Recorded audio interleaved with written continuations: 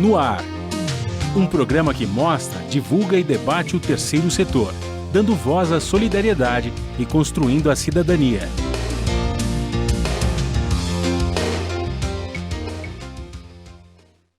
Olá, bom dia, eu sou Joel Scala e está começando o Observatório na Brasil Atual, um programa do Observatório do Terceiro Setor com a co-apresentação de Frank Valverde. No programa de hoje vamos falar sobre a Agenda 2030 e a realidade brasileira. Há menos de uma década do prazo para atingir os compromissos globais da Agenda 2030, o Brasil vivencia um aumento da pobreza, da violência e da desigualdade. Nesse cenário, será possível cumprir os objetivos de desenvolvimento sustentável?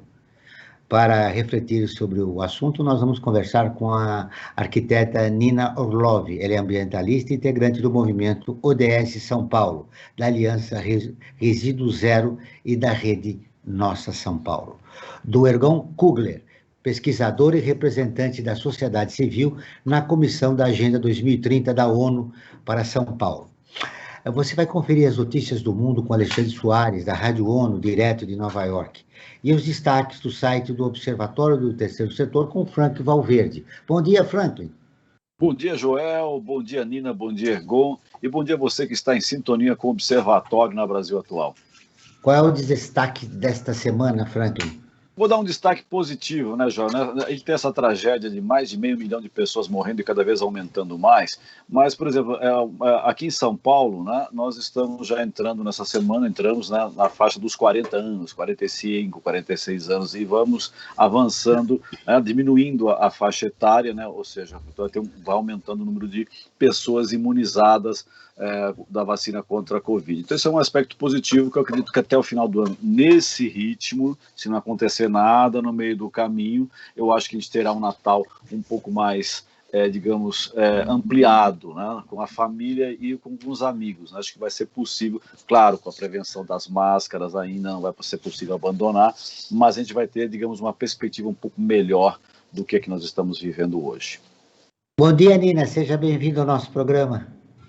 Bom dia, gente. Agradeço o convite. Estou muito feliz de poder compartilhar aqui as nossas novidades sobre os Objetivos de Desenvolvimento Sustentável, algumas boas, algumas nem tanto, mas sempre atuando em prol desse assunto, né? Ergon, seja muito bem-vindo ao nosso programa. Obrigado pela entrevista. Eu que agradeço, é um prazer estar aqui com vocês, referências também nesse debate com a Nina, eu acho que a Rede Nossa São Paulo tem feito um trabalho esplêndido, então é um prazer estar aqui, estou à disposição para a gente conversar um pouco mais sobre os ODS e sobre esse pacto global que está sendo construído. De acordo com o relatório produzido pela ONU, a pandemia da Covid-19 afetou drasticamente os segmentos mais vulneráveis das sociedades de forma desigual. Estima-se que 114 milhões de empregos foram perdidos e cerca de 120 milhões de pessoas voltaram à pobreza extrema.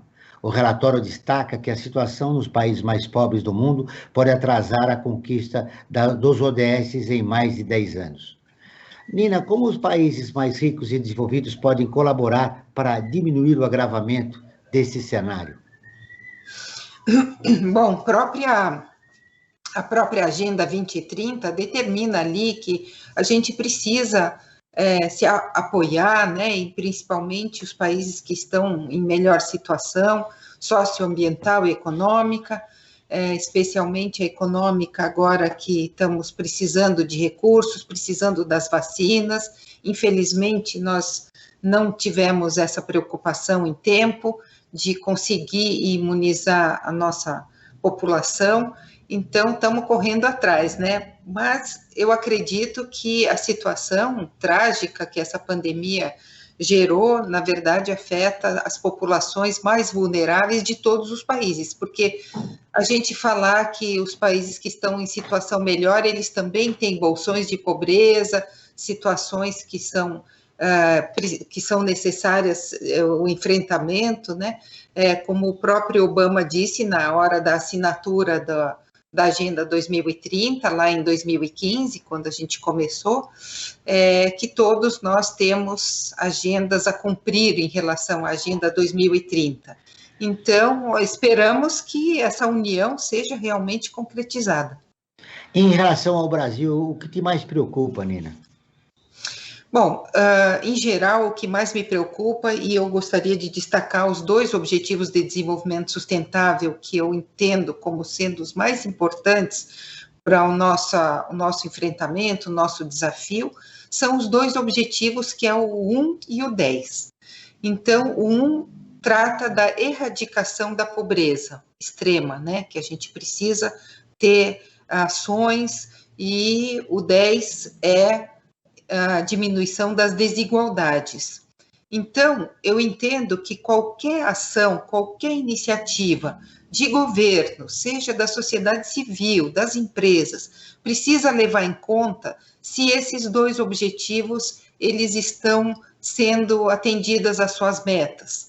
Então, se a pessoa vai fazer alguma iniciativa, alguma ação, o governo vai aplicar recursos em determinado projeto, em determinada obra, precisa primeiro olhar se isso vai colaborar no sentido da gente atender as metas dos objetivos 1 e 10. As políticas públicas no Brasil atendem a essas 2 ODSs que a Nina citou? Ergon. Olha, num geral, a gente pode observar uma diversidade muito grande das políticas públicas, né? A gente tem políticas que acabam se tornando políticas de Estado, que enfrentam mais profundamente as desigualdades. A gente tem casos aí como o próprio Bolsa Família, que já tem uma trajetória maior. A gente tem políticas mais regionalizadas, como, por exemplo, o Água para Todos, as cisternas que a gente tem na região Nordeste. Então, se a gente observa as políticas públicas como um todo, observando como um filme, não só uma foto do momento, a gente vê uma série de experiências que são referências globais, mundiais. Mas se a gente observa mais recentemente, a gente vê muito pelo contexto da pandemia também, que gera ali um desarranjo das contas, as pessoas utilizam isso às vezes até como desculpa para poder desmontar determinadas políticas públicas, mas também pela condução mesmo, que a gente vê mais recente, a dificuldade da gente conseguir financiar políticas que de fato enfrentem as desigualdades, enfrentem a pobreza. Então, se a gente olha de forma mais geral, a gente consegue ver uma série de exemplos, mas no passo mais recente, a gente vê um desmonte que impacta todos os setores. Eu ouso aqui dizer que se a gente fala que globalmente, né, que internacionalmente, todas as metas elas são impactadas, a gente tem aí esse indicativo de 10 anos a mais para os países conseguirem alcançar aquilo que estava sendo projetado. No Brasil, a gente tem isso destacado para cada uma das metas, e, em especial, eu concordo aqui quando a Nina coloca, a redução das desigualdades. Você colocou aqui um dado, Joel, que 140 milhões de pessoas devem ser prejudicadas já nesse início da pandemia. Tem um outro dado que eu complemento, que a própria ONU disse que até o fim da pandemia, pelos fatores correlatos, não só pela saúde, mas por todo o resto que a pandemia impacta, 500 milhão de pessoas no mundo inteiro vai estar na linha da pobreza se a gente for observar o montante das pessoas que estão nessa faixa. Então, isso daqui é um dado que é muito gritante, porque impacta principalmente nos países que têm menos condições de assessorar a população, de dar condições ali, inclusive de alimentação básica, de saúde básica, né? E aí o Brasil, eu acho que a gente tem políticas como o próprio SUS, que segura bastante, né, o impacto que a gente teria se não tivesse, mas ainda assim a gente tem muito para caminhar a nível de Brasil, pelo tamanho territorial, pelas desigualdades que a gente encontra, pela diversidade de cultura, de região, e eu acho que esse daqui é o grande desafio que a gente precisa olhar mais para frente, diversificar com responsabilidade, mas também se atentar a cada uma das especificidades que as regiões do Brasil trazem para a gente também. Falando em desigualdade, a Oxfam Internacional lançou no início deste ano o relatório O Vírus da Desigualdade, que compila dados para mostrar como a pandemia da Covid-19 afetou de forma desigual diversos países. O relatório destacou, por exemplo, que os 1000 maiores bilionários do mundo levaram apenas 9 meses para ver suas fortunas retornando aos níveis pré-pandemia, enquanto a recuperação dos mais pobres pode levar mais de uma década. A pandemia afetou de forma mais dura as populações vulneráveis. Qual é a forma de aliar as políticas públicas aos ODS para combater esta situação, Erwin? Então, eu entendo que a gente tem algumas dimensões para observar. Uma coisa são os ODS, que a gente tem 17. Eles são, se a gente for observar de imediato, bem genéricos quando a gente observa o desenho do que é uma política pública. Mas eles são orientações que abarcam 169 metas, o que já afunila um pouco mais quais são as diretrizes que a gente pode seguir. Quando a gente vai para o planejamento público, para a gestão pública, seja a nível federal, estadual ou municipal, o esforço é a gente pegar todas essas questões que parecem um pouco mais genéricas e traduzir para a realidade local. Em São Paulo, por exemplo, a gente está tendo a experiência de construir, fizemos isso no último semestre, o plano da Agenda 2030 para o município, que também existem experiências em outros estados, por exemplo, e o desafio é pegar todas essas metas, identificar o que diz respeito à realidade local e articular com 3 etapas que isso cabe para qualquer planejamento público no Brasil inteiro, que é o plano plurianual, que são as diretrizes que duram ali os 4 anos de governo e o primeiro ano do governo seguinte, a LDO e a LOA, que são os planejamentos anuais também que são realizados. E aí é nessa etapa de traduzir a realidade dos ODS para esses planejamentos orçamentários, que têm nomes que parecem difíceis, mas nada mais são do que a expressão da necessidade do que um município, do que um estado, do que um país precisa, é traduzir isso da forma mais objetiva possível, para que a gente saia do abstrato, do que é esse mundo maravilhoso que a gente quer construir, e a gente traduza que a redução das desigualdades a gente vai enfrentar de determinada maneira, que a erradicação da pobreza, a gente vai investir tanto de recurso em determinadas políticas. Então, eu acho que o esforço está também da gente conseguir aproximar da realidade e fazer essa tradução para fazer com que os pactos, os compromissos, que hoje são de países, eles também se traduzam em planejamentos locais e que os governos estaduais e municípios consigam investir de fato recursos em agendas que estejam alinhadas para sair só da retórica, e se transformar de fato em política pública. Utilizando o termo que o Ergon falou agora, sair da retórica, Nina, como cumprir as metas das ODS em plena pandemia? Eu concordo aqui que o Ergon disse que a vida acontece no local da pessoa, onde a pessoa vive, né? Uma coisa é a gente trazer, assim, a teoria e a proposta mais geral da responsabilidade dos governos, que acredito que esse exemplo de São Paulo que a gente está vivendo, de trazer os objetivos de desenvolvimento sustentável para o programa de metas, porque temos um programa de metas aqui em São Paulo, onde o prefeito tem que cumprir aquilo que prometeu durante a campanha. Então, o programa de metas trata disso, né? É uma lei que obriga que a pessoa não faça, entre aspas, um estelionato, né? Eleitoral, que aqueles candidatos que se comprometeram com determinados programas possam cumprir, né? Eu participo também da Aliança Resíduo Zero em São Paulo e a gente levou na época para o Bruno Covas e para outros candidatos que assinaram um compromisso para cuidar da questão dos resíduos, especialmente dos resíduos orgânicos. Então, o programa chama Composta e Cultiva. Então, para trazer a compostagem de uma forma robusta para a cidade de São Paulo, para ser exemplo, porque hoje a gente desperdiça resíduo e recurso público, e estamos fazendo em desacordo com a lei, com a Política Nacional de Resíduos. Então, uma ação tão simples como trazer a compostagem para a cidade, ela vai, com certeza, transformar a vida das pessoas que precisam, porque a compostagem, ela é uma ação fundamental para a cidade e tem que ser ampliada para abranger a cidade toda, e o cultivo de hortas comunitárias, de levar isso para as nossas periferias, as bordas da cidade, para que as pessoas também se reconectem com a terra, né, com essa ação, e também com a possibilidade de plantar e colher, né? Eu aqui em casa plantei o chuchu, e ele já está dando rapidinho, e olha que não precisa de muita terra, bastou uma parede, né?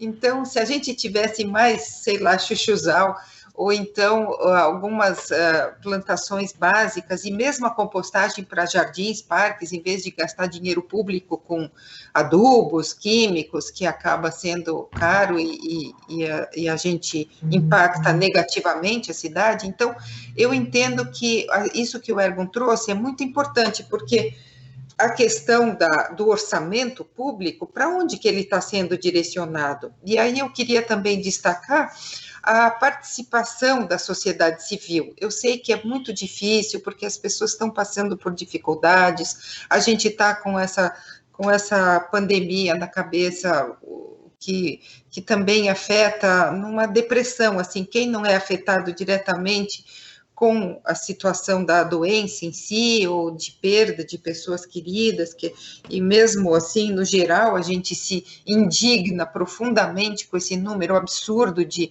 mortes, que por milhão, inclusive, estamos nos recordes aí de mortalidade, por situações que poderiam ser evitadas. Isso que é importante lembrar, né? Que provavelmente a gente não conseguiria evitar todas as mortes, assim como a gente não evita as outras mortes por outras doenças sempre, mas a falta da vacina realmente fez com que esse número fosse esse número estratosférico, e aí, fora isso, a gente fica muito aflito, deprimido, tudo muito difícil para os cidadãos, não só de São Paulo, do Brasil, do mundo, mas eu acho que ainda assim a participação ela é muito importante na própria construção do orçamento público, que a gente tenha governos que recebam a gente, a sociedade civil, para poder dialogar, participar e dar essas sugestões, né, para onde tem que direcionar o recurso público. Você sabe, Nina, o que pode comprometer a participação da população é que nós atingimos quase 15 milhões de pessoas desempregadas, né, no país. Isso realmente, as pessoas hoje estão lutando pela sua sobrevivência, né? Agora nós vamos ouvir a Rádio ONU, que é parceira de conteúdo do Observatório do Terceiro Setor, com a matéria. A Universidade Estadual Paulista vence o concurso da ONU sobre a Agenda 2030. O Alexandre Soares, de Nova York, tem as informações. O projeto Araucária, da Universidade Estadual Paulista, venceu o concurso Challenge Campus 2030, que distingue universidades e faculdades de todo o mundo em busca de soluções para que os campos do futuro ajudem a alcançar os 17 Objetivos de Desenvolvimento Sustentável. O Challenge Campus 2030 é organizado pela Agência Universitária da Francofonia, o Centro de Informação Regional das Nações Unidas e a Plataforma de Inovação Aberta, a Gurize. O projeto vencedor combina a conservação e preservação da biodiversidade com a melhoria da mobilidade no campus. A iniciativa prevê a construção de ciclovias, a plantação de várias espécies de árvores, reabilitando a paisagem envolvente, um curso de água altamente poluído e criando um espaço protegido. Em setembro passado, 680 equipas de alunos e professores de quase 80 países para transformar espaços universitários de forma mais sustentável e inclusiva. Em 11 de junho foi anunciada a escolha dos 3 vencedores num evento virtual. Da ONU News em Nova York, Alexandre Soares. Continuamos com o Observatório na Brasil Atual, um programa do Observatório do Terceiro Setor. Estamos falando hoje sobre a Agenda 2030 e a realidade brasileira, com a Nina Orloff, arquiteta e ambientalista, integrante do movimento ODS São Paulo, e o Ergun Kugler, pesquisador e representante da sociedade civil na Comissão da Agenda 2030 da ONU para São Paulo. Ô Ergun, a Nina falou que planta chuchu. Já é uma maneira de você se relacionar, né, com a natureza numa cidade tão dura como São Paulo, em plena pandemia. E você já tentou caminhar, né, nesse sentido? Olha, muito bom. E parabéns, Nina. Eu quero depois saber aí sobre as dicas do chuchu. Eu vi esses dias uma entrevista com uma youtuber, uma influencer conhecida, Rita Von Hunt. Ela fez a seguinte pergunta: hoje, se a gente olha a sociedade brasileira, a gente tem mais gente que escolhe o que veste ou que veste o que tem? Veste o que tem, né? Se a gente olha, tem mais gente que escolhe o que come ou come o que tem? Come o que tem. Então, hoje, eu entendo que é muito importante quem tem condições fazer o seu esforço individual ali na sua realidade, dentro do que é possível, porque é a soma desses esforços individuais que, inclusive, dá até visibilidade para um movimento que é muito maior, né? Se a gente não tem esse esforço individual, a gente não consegue trazer mais pessoas para se mobilizar em torno disso. Mas a desigualdade que a gente vê hoje no Brasil força que a grande parte da população, que a maioria da população sequer tenha condições de pensar em alternativas como estas. A gente colocou aqui um dado importante agora do desemprego, por exemplo, né?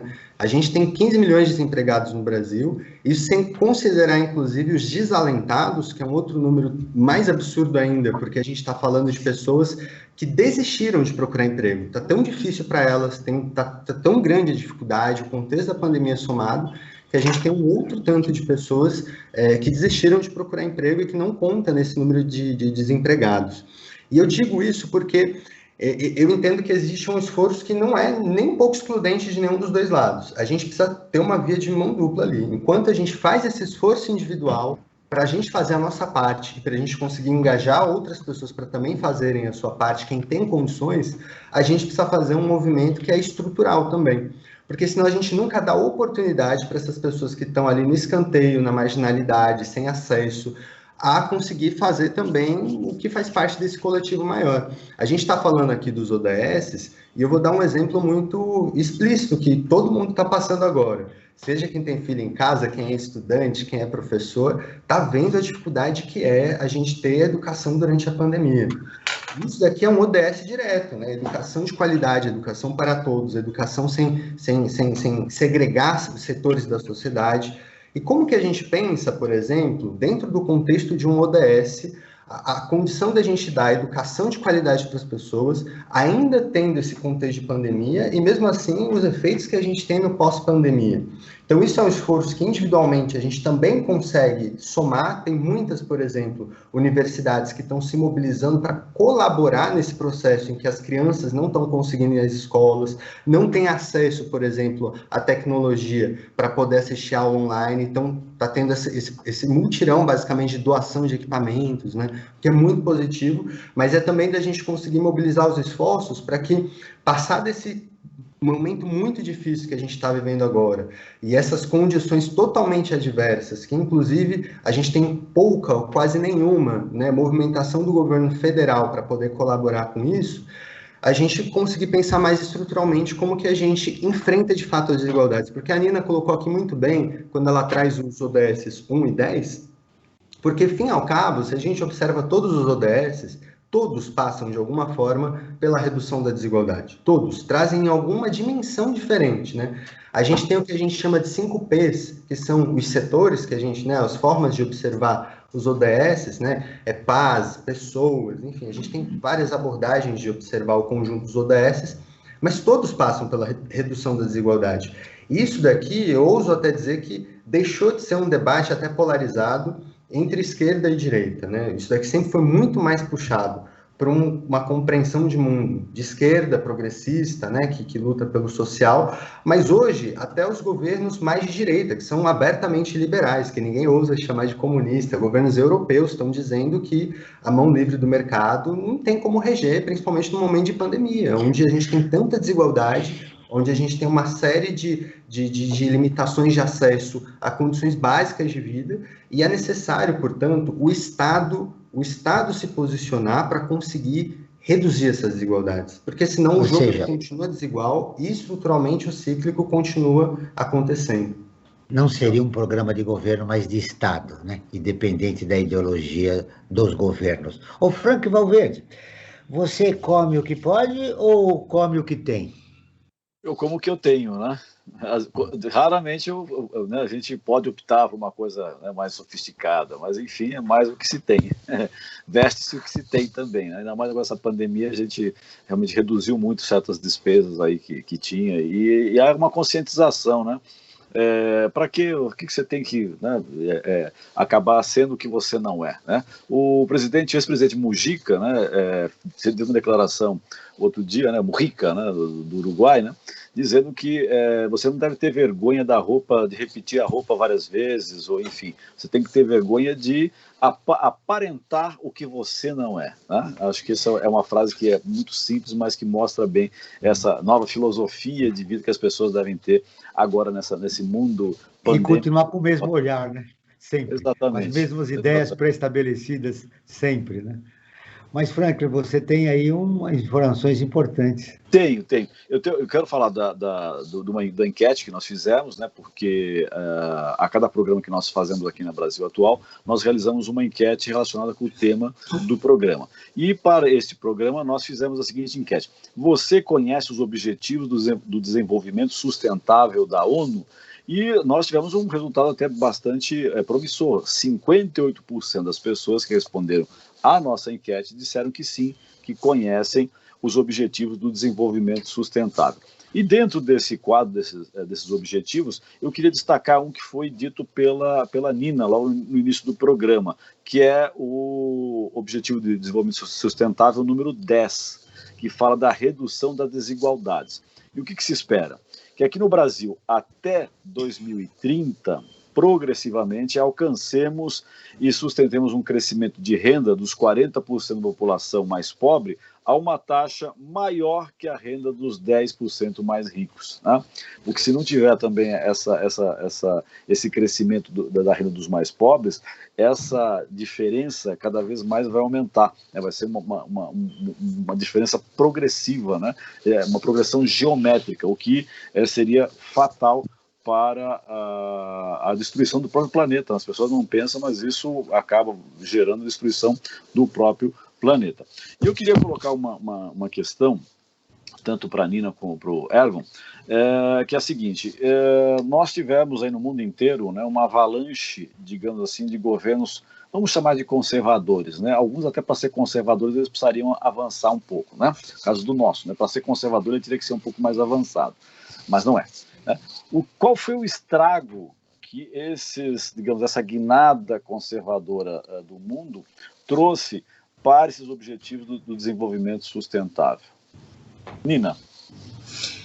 Bom, eu diria que exatamente a situação que a gente está enfrentando atualmente, ainda com o problema da pandemia, porque se a gente pensar que os objetivos globais foram assinados em 2015 para valer de 2016 até 2030, e a gente tem 10 anos pela frente, parece muito, mas se a gente está vivendo muitos retrocessos, que é o que está acontecendo atualmente, em termos de políticas públicas, em termos de ações que sejam na direção dos objetivos, porque como o Erwin disse, as questões são muito interligadas, né? Eu até tenho esse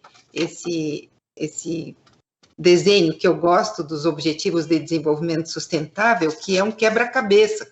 O quebra-cabeça de cada um dos 17 objetivos, que eles se encaixam um no outro. Então, quando a gente vai falar de uma situação, a gente fatalmente está melhorando outra. E vice-versa também é válido. Se a gente não investe na educação como a gente deveria, se a gente não apoia o SUS como deveria, então os efeitos são dominó também para outras situações.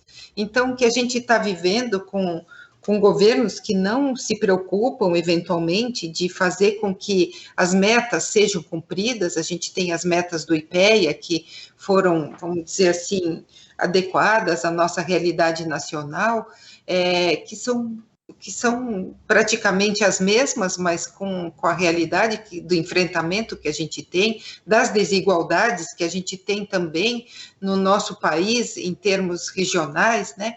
E se a gente pensar nos estados e nos municípios e dentro das cidades, temos essa questão. Então, o que eu acho que está ajudando a segurar isso são os governos locais, que são mais progressistas, que são mais com visão de governo a longo prazo, de ações a longo prazo. Se a gente pensar o Comitê da Agenda 2030, que foi criado na cidade de São Paulo, justamente para integrar todos esses objetivos com as iniciativas de governo local, Então, ela não se limita a esse governo, porque vamos até 2030, né, com ela, e a participação da sociedade civil, a importância disso, embora eu acho que o Joel destacou uma questão fundamental. Por isso que nós também estamos fazendo isso, e na cidade de São Paulo, pelo movimento ODS do Estado de São Paulo também, e aqui na Vila Mariana, onde eu moro, nós fizemos uma ação, e estamos incentivando muito, aliás, várias ações, de distribuição de alimento também, né? Porque nós estamos vivendo essa tragédia e afetando as pessoas que realmente elas nem conseguem participar, se você não se alimentou naquele dia, não teve como alimentar a família. Então, a gente teve até sábado, passamos trabalhando o dia inteiro numa instituição que fez uma grande doação de mais de 1 tonelada de alimentos, mas tem que empacotar, tem que selecionar, empacotar, tem que entregar na comunidade, levamos na comunidade. Então, essas ações de também ajudar na questão dos alimentos e cobrar das prefeituras para que elas façam a sua parte também, né, de incentivo à possibilidade de alimentos, de restaurantes, aqueles que fornecem alimento gratuitamente também, que a gente possa, nesse sentido, também incentivar isso. E, apesar de que eu sou pessoa que tenho compostagem e planto horta, mas o mais importante é o nosso trabalho com hortas comunitárias. Nós temos uma horta comunitária aqui na região, que qualquer pessoa pode chegar lá e colher também seus alimentos, seus temperos, o que está podendo, né, o que está dando no momento, mas também levar isso para todas as periferias, que isso é viável.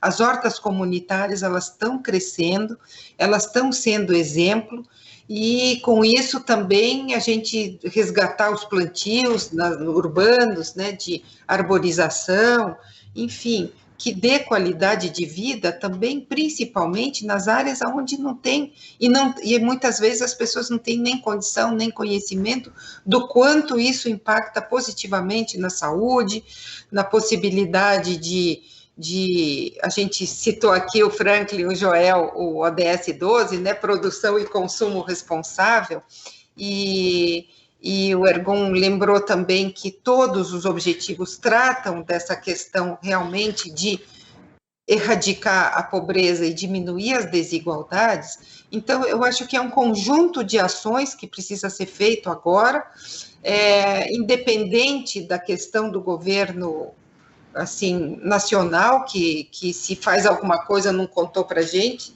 em relação aos objetivos de desenvolvimento sustentável. Infelizmente não temos notícias, então imaginamos que estamos andando na contramão pelos resultados que estamos vendo.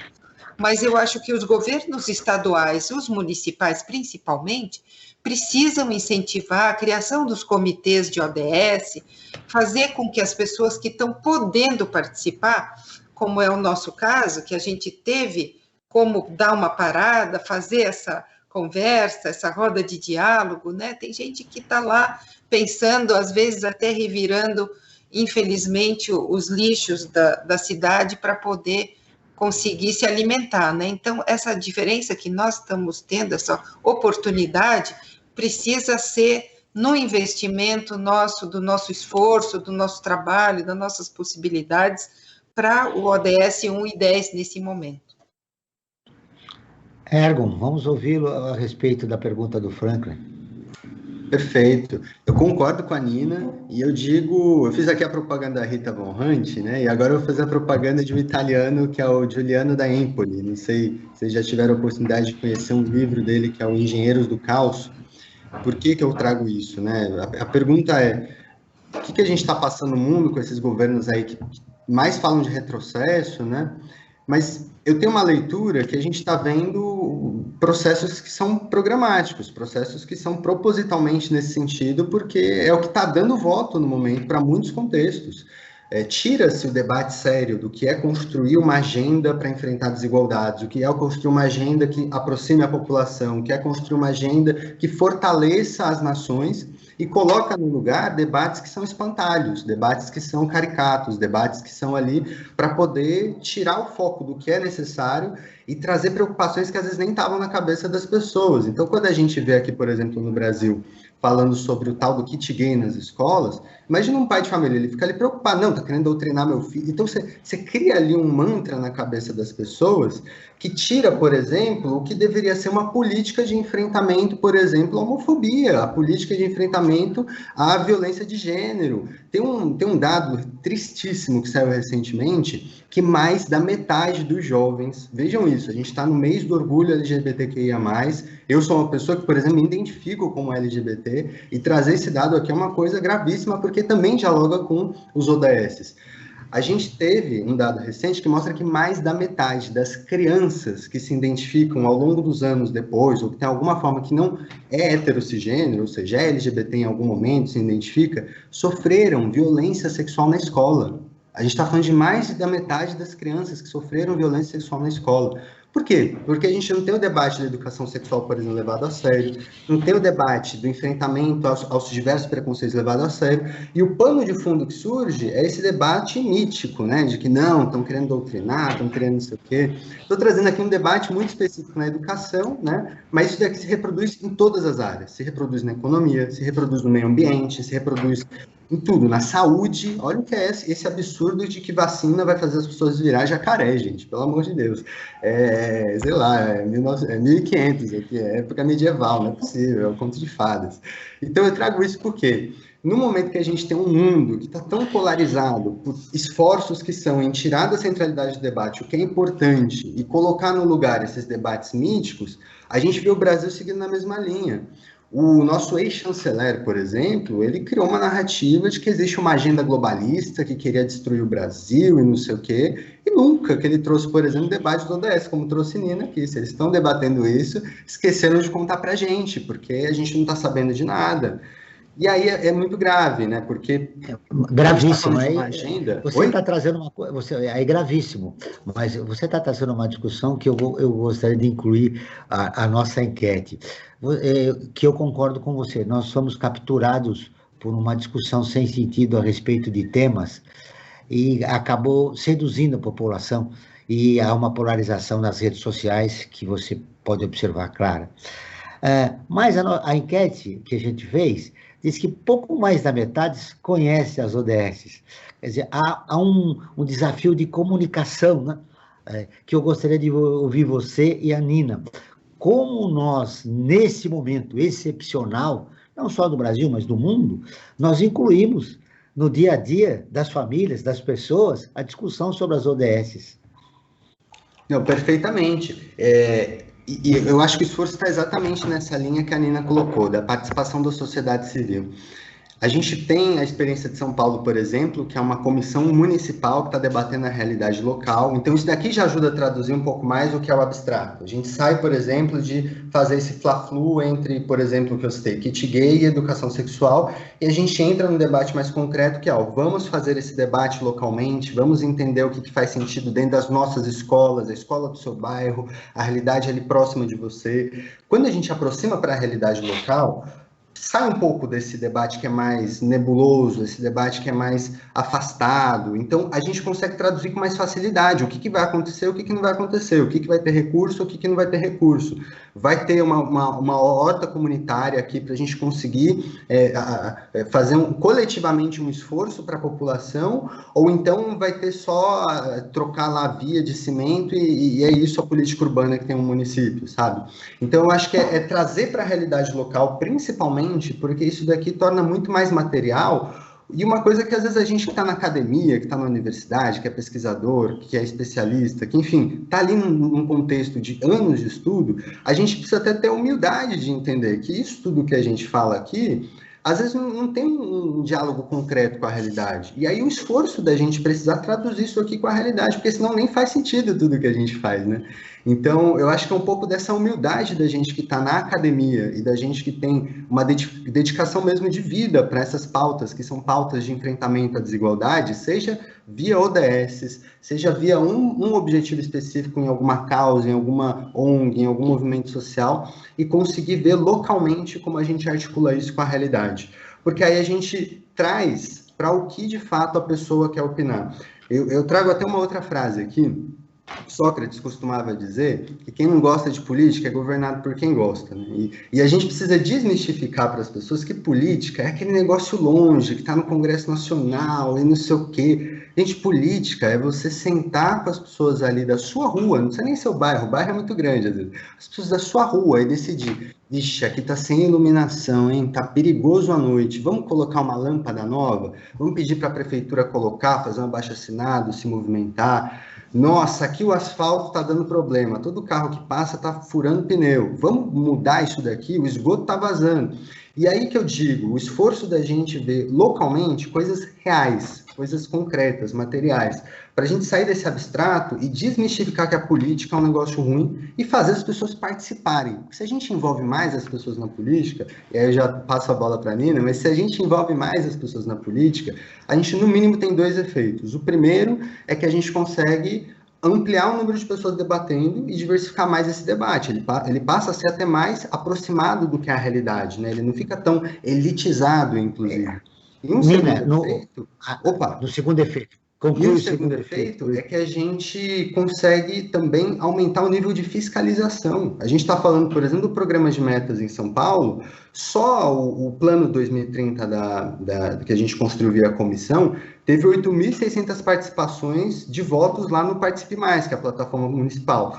Eu até falei esses dias, o Participe Mais é o ideal? Não é o ideal porque é só um voto que a pessoa está clicando, né? Não é a pessoa dando a voz, detalhando, etc. Mas já é um mecanismo da pessoa participar. Então, acho que a gente precisa de mecanismos locais para aproximar da realidade o que a população pode debater.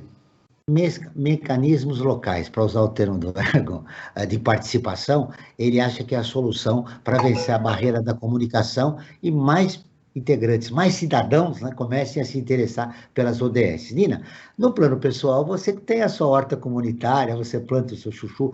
Como sensibilizar pessoas da sua geração a se integrarem nesse grande movimento das ODS para que a gente consiga cumprir essa meta de 2030? Então, bom, primeiro que até pegando o gancho do que o Ergun está falando, a gente tem aqui em São Paulo, já vou fazer aqui o apelo para que as pessoas se candidatem a um conselho que está tendo a possibilidade de uma eleição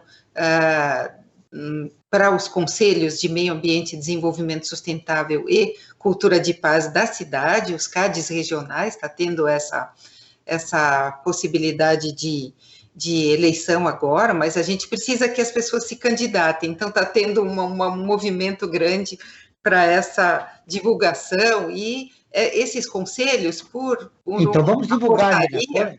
Quando vai acontecer? Quando vai acontecer essa eleição? Então, ainda está aberto, eu vou passar depois para vocês o link, se vocês puderem divulgar. Com certeza, vamos divulgar. E é muito importante que as pessoas participem e se inscrevam, especialmente a juventude, né, jovens que estejam cursando alguma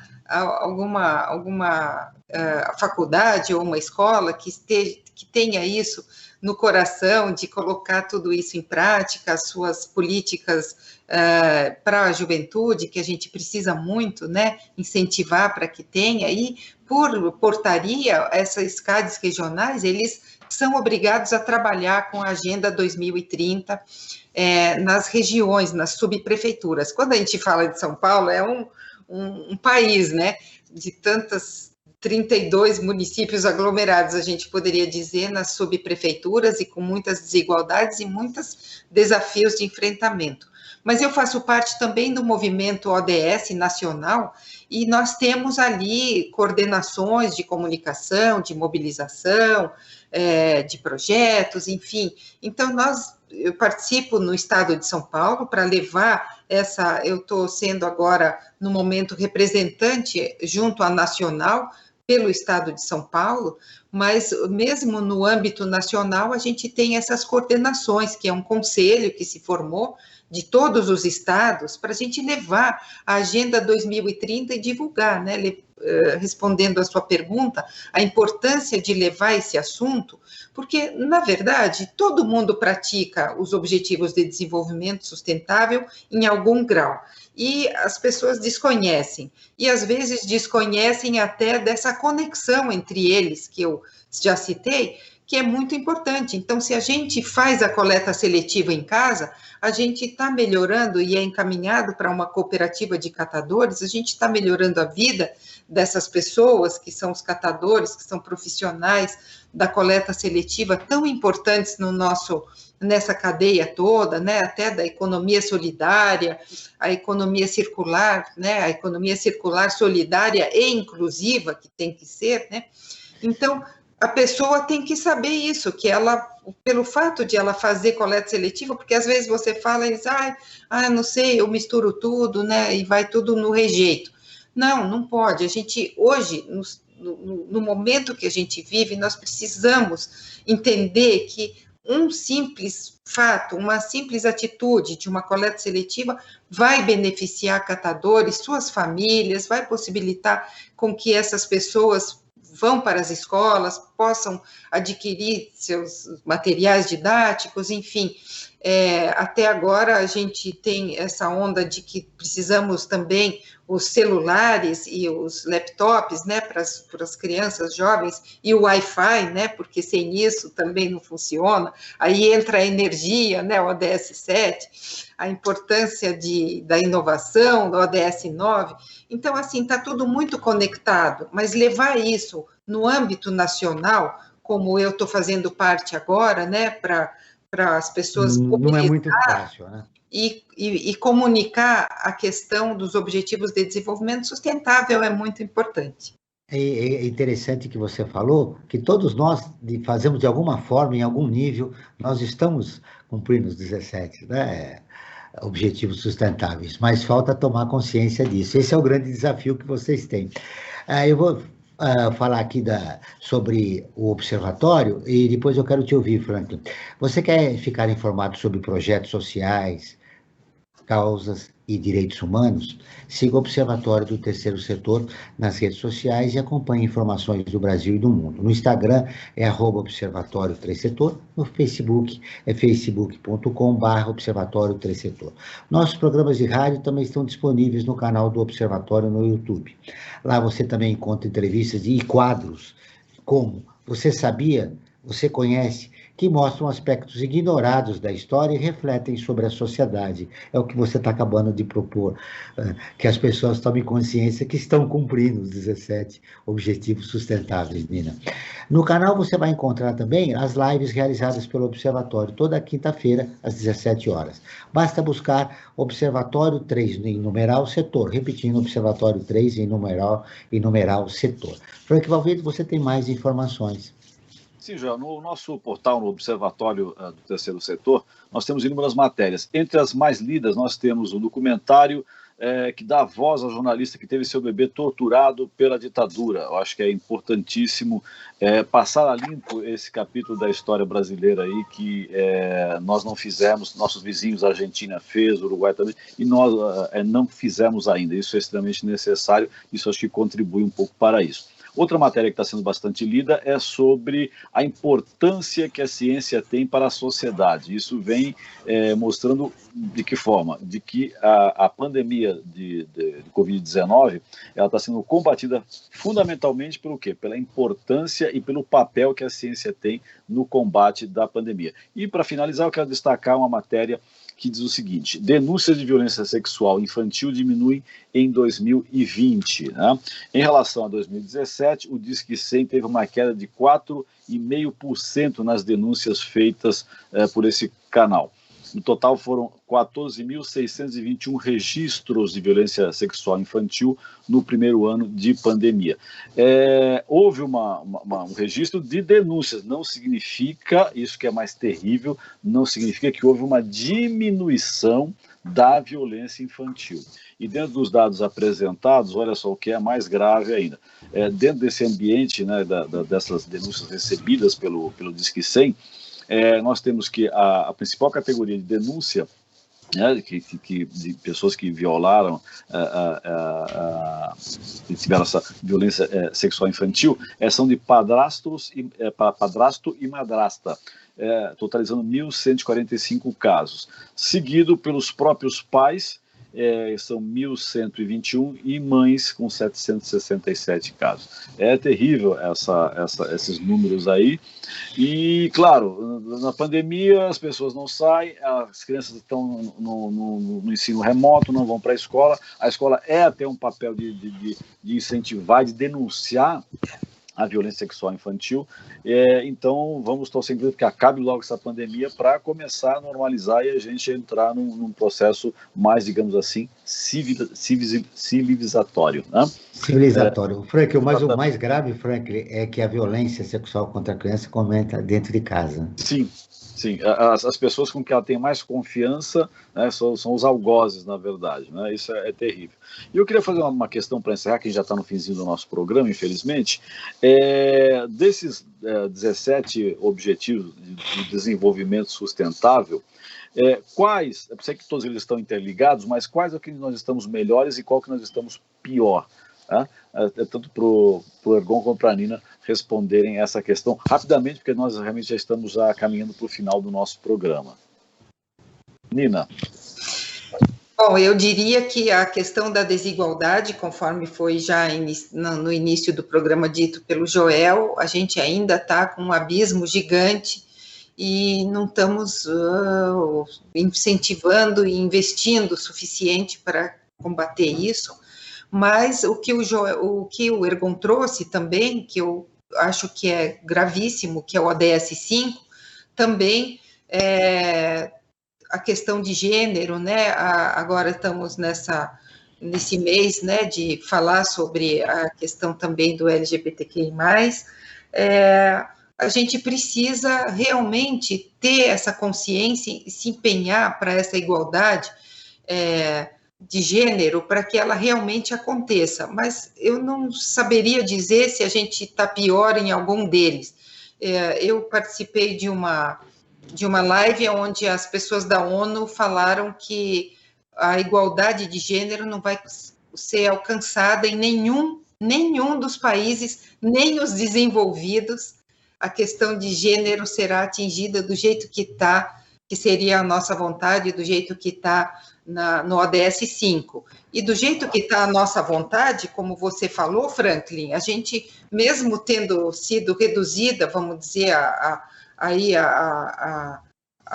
denúncia, né? A gente sabe que isso, na verdade, a denúncia reduzida não significa que diminuiu, e mesmo tendo uma pessoa com violência, a gente é contra. Então, assim, mesmo diminuindo a mortalidade materna, diminuindo a mortalidade infantil, a gente não quer que nenhuma pessoa morra. Claro, uma coisa que poderia ser evitada.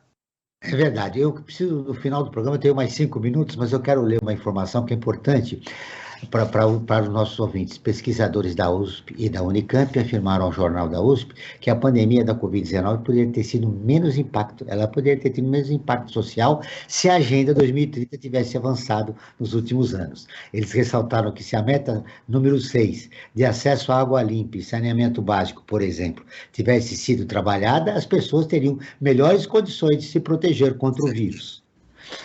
Bom, nesses 5 minutos, eu tenho a sua resposta à questão do Franklin, e mais essa informação, eu fecharia com você, Ergon, agradecendo a entrevista, você da Nina, foi um papo muito agradável, voltaremos outras vezes, porque se nós precisamos vencer a barreira da comunicação, o Observatório está disponível para a gente falar sobre as 17 ODS sempre, até 2030, para que elas sejam cumpridas.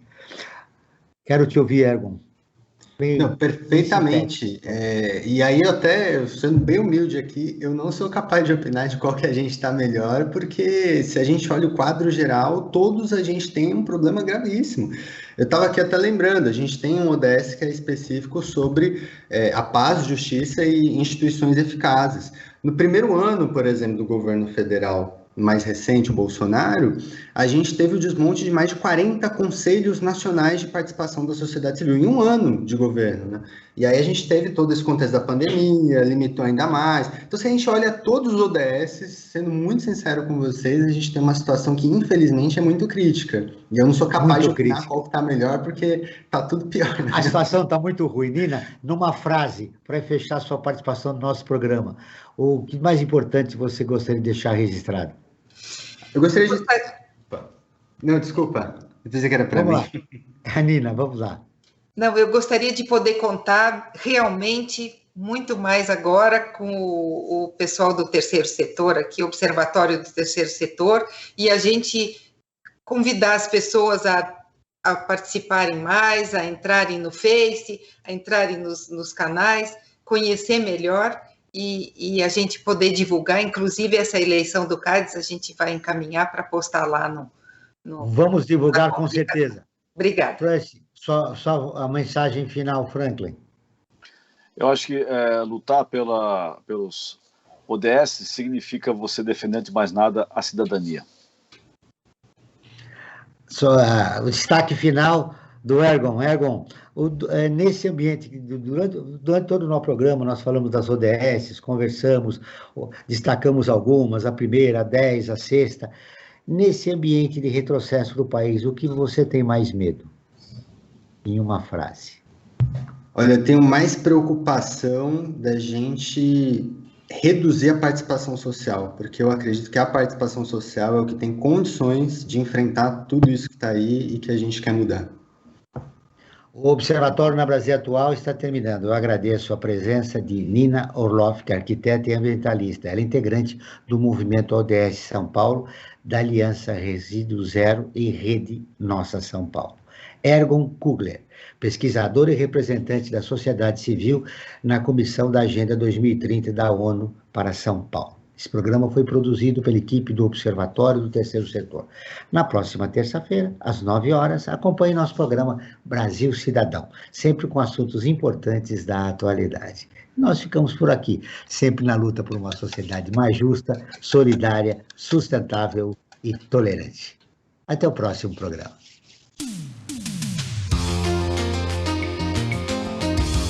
Você ouviu na Brasil Atual mais uma edição do Observatório do Terceiro Setor, sempre na luta por uma sociedade mais justa, solidária, sustentável e tolerante. Observatório do Terceiro Setor, o olhar da cidadania.